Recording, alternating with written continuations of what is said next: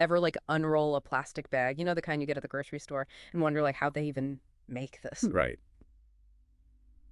Welcome to the deep dive. Today we're going behind the scenes. We're looking at a job that honestly sounds way more interesting than it did when I first heard about it, plastic rolling machine operator. Definitely more interesting than it sounds. And our guide to this, it's a surprisingly essential role, is RoleCatcher's in-depth career guide. Yeah, it's really cool, actually. We were not just talking about pushing buttons here. This is a field where you need some serious technical know-how and hands-on skill. There's a lot more to it than people realize. So let's break this down because I think a lot of people hear plastic and they think like, oh, pollution, that sort of thing. But we're talking about the folks who take those tiny little plastic pellets and turn them into those giant rolls of plastic that they make everything from, right? Like I'm looking around my house right now and I'm like, almost everything starts with one of those rolls. Exactly. But RoleCatcher uses this phrase, and I wrote it down because I saw it so many times, attention to detail. Mm-hmm. What's so detail-oriented about this? Well, think about it. Every single plastic product that you use, food packaging, trash bags, even those little shrink wrap labels, they all start as a giant roll of plastic sheeting. Oh, wow. And these operators, that's what they're creating. Mm-hmm. And they're responsible for maintaining the quality and the consistency of those rolls. That's where all those details come in. So it's like, I don't want to say a high-stakes baking show, but it's kind of like... Like a way. It's kind of like that, but with miles of plastic instead of cakes. Yeah, I guess you could say that. They're constantly monitoring the machines. They're troubleshooting any little hiccups that come up. They're adjusting settings based on the type of plastic, the thickness that they need. Oh, so it's different for everyone. Oh, yeah. You've got those super thin films for food packaging, right? You can practically see through them. Right. And then you've got the really thick, sturdy sheets for construction materials. Wow. And each one requires a different approach, a different understanding of the materials, and how to calibrate the machine to get it just right. I had no idea there was so much nuance to it. Now, the guide also mentions something about automation changing this field. What's that all about? Oh, yeah, that's a really important point. Robotics and automation are becoming way more common, even in this field, which I think can sound kind of intimidating at first. Yeah, you think robots are taking over, right? Exactly. Yeah. But it's actually creating a really interesting opportunity for anyone who's entering this field now. Okay, how so? Because it means that the people who can adapt, the people who can learn these new technologies, they're going to thrive. It's not enough to just operate the machines anymore. You need to understand the tech behind them, how to troubleshoot issues. You essentially have to work with the robots to make sure everything runs smoothly. So it's not really putting people out of work. It's kind of pushing people to become even more skilled, more tech savvy. Exactly. That's the future of manufacturing in this area and others. You need a workforce that embraces continuous learning.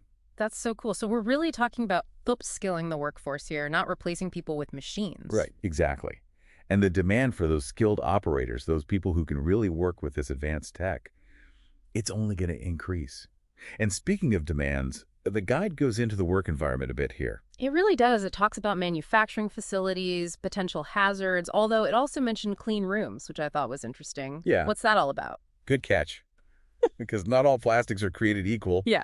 Some products, especially anything that's used for like food packaging, medical applications, it all has to be manufactured in a completely sterile environment to prevent any contamination.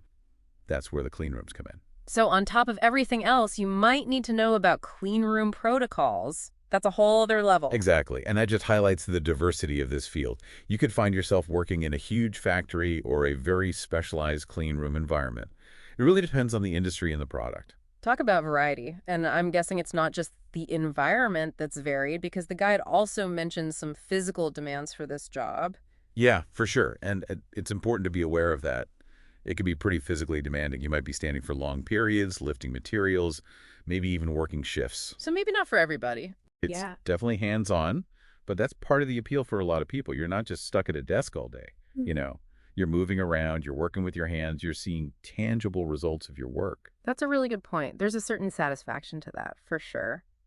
But let's shift gears a bit and talk career trajectory. One thing that really jumped out at me in this guide was that there's a very clear career path. You don't just become a plastic rolling machine operator and that's it. You can really climb the ladder in this field. Yeah, absolutely. And that's huge for anyone who's considering this for a long-term career. Right. It's not just a job. It's a profession with a lot of potential for growth. So break it down for me. Where do you even begin in this field? Well, like a lot of fields, you're probably going to start at the entry level. The guide actually gives an example. Imagine you're just starting out. You're focused on learning how to operate a few specific machines. You're doing those quality checks. You're assisting the more senior operators. You're really just building that foundational knowledge base. Getting your hands dirty, learning the ropes. Exactly. And then as you get more experience, as you improve your skills, you move up to like a junior operator role where you're taking on more responsibility, you're troubleshooting problems on your own. You might even be training those new recruits that are just starting out like you were. So more autonomy, more problem solving, even a bit of mentorship there. Exactly. And then finally, you reach the peak senior operator. The top of the mountain. Exactly. And this is where leadership skills become really important. You're overseeing operations, making sure everyone is meeting quality standards. You're mentoring junior staff, maybe even contributing to improvement in the process itself. Wow, so it really does become almost like a management track, but within this really specialized field. I never would have thought of it like that. That's what's so great about these deep dives, right? Mhm. We uncover those hidden pathways, those opportunities that you wouldn't necessarily see from just glancing at a job description. Totally. Because it's not just about what you're doing day to day, it's where you can go in the future, right? Right.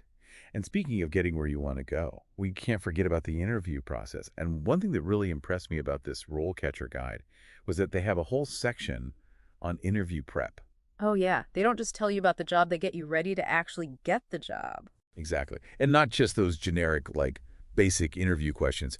They're really digging into scenarios that you might actually face on the job. Okay, give me an example. One question that really stood out to me was, can you give an example of a time that you encountered a problem while you were operating the rolling machine and how you solved it? So they're really trying to see your thought process, right? Like, how do you handle pressure?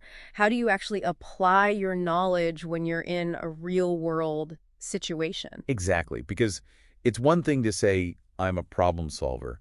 It's another thing to be able to back it up with a real example. For sure. And remember, we were talking about automation. Yeah. Questions like that, they become even more important in an environment where having strong technical skills is non-negotiable. It really shows that you can think on your feet, that you can adapt to unexpected situations and that you can work with the technology to find those solutions. It's not just about being able to press the right buttons, it's about understanding why you're pressing those buttons. Precisely. And that's Yeah. where RoleCatcher goes above and beyond. They don't just prep you for that interview. Wait, there's more? Remember all those other features we talked about? Like the resume builder, Yeah. the job searching tools? Uh-huh. That's all part of the platform. It gives you all the tools you need Mm-hmm. to take control of your career. It's like having a personal career coach in your back pocket. It really is amazing how much support they offer, and for such a specific career path, too. But you mentioned something earlier that I wanted to circle back to about the future of this industry. The guide mentioned this growing demand for plastic products, which I'm assuming means. A growing demand for the skilled operators who can make them. We talk about how automation is changing things, how important adaptability is, but I think this demand really speaks to something much bigger, opportunity. Okay, so paint me a picture here. Someone's listening to us, maybe they never even considered this kind of work before, but now they're kind of intrigued. What does their future look like in this field? Honestly. Yeah. It's pretty exciting. I think as those manufacturing processes get even more and more sophisticated, Mhm. the skills that people need, they're only going to get more valuable. Right. We might even see a rise in even more specialized roles. Like, give me some examples. Well, imagine like robotics specialists, Okay. people who work directly with these automated systems. Okay. Or process optimization experts, Mm-hmm. the people who can fine-tune those production lines to be as efficient as possible. I like it. Maybe even programmers who are developing and maintaining all the software that makes it all work. It's not even about operating the machines anymore. It's about understanding the technology, maybe even shaping how the technology changes. Exactly. That's amazing. And this is a field that's only going to become more important as we move forward, right? I mean, think about it. Plastics are everywhere. They're in everything, from the stuff we use every single day to these really cutting-edge technologies. We need skilled people to make all of that stuff, and that need is not going away anytime soon. It's like we always say, knowledge is power. And in this case, knowing about the trends, the challenges, even the opportunities in a field like this plastic rolling machine operation, it could be someone's ticket to a really cool career. So if you're out there listening and you're thinking, huh, maybe this IS for me, what's the one thing you hope people take away from our conversation today? Don't underestimate how powerful it can be to have specialized knowledge, especially in a world where things are changing so quickly. We're not just talking about learning a trade here. We're talking about becoming an expert in something that's at the forefront of technology. Yeah, I love that. So the next time you pick up, like, I don't know, a plastic water bottle or a toy or something, just take a second to think about the skilled people who helped make that happen. And who knows, maybe someday you'll be one of them. Thanks for joining us for this deep dive. It's been really cool exploring this kind of hidden part of the professional world. It really has. The pleasure was all mine. Yeah. Until next time, keep learning and keep exploring.